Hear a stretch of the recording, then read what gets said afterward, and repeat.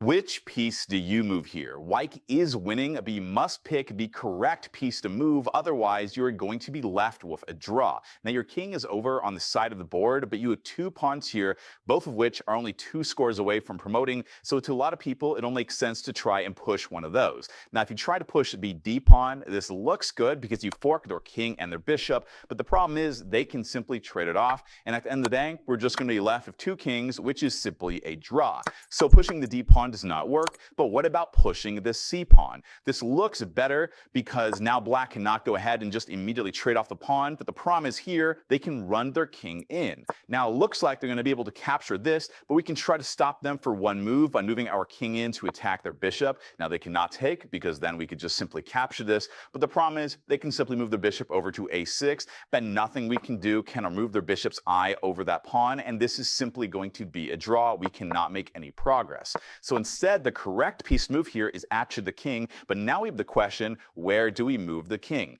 Well, the move that makes the most sense here would likely be moving over to b8 to attack this bishop. But the problem is black moved their king over to defend that bishop, and we actually cannot really make any progress here. If we try moving to d7 to go ahead and attack that bishop, once again here, they can just trade it off, and this is once again just going to be a draw. And if we try moving the c pawn instead, yes, we do get this check, but after black moves away, this is essentially the same position we had earlier. We're forced to run our king away though, and now he can capture this, then capture that pawn the next move, and yeah, this is just going to be a draw.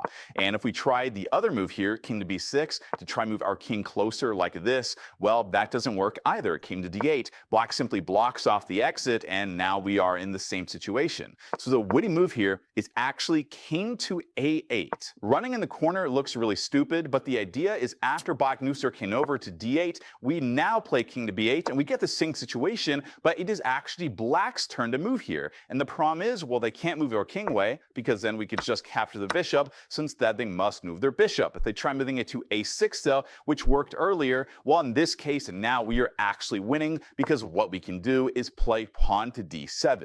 Now we make sure that bishop cannot return back to that square, and black definitely doesn't want to move their king away because then our own king to get in, so they're forced to move the bishop for a second time, but now we can play pawn to c7 check, black must capture, and now we promote to a queen, and we are winning.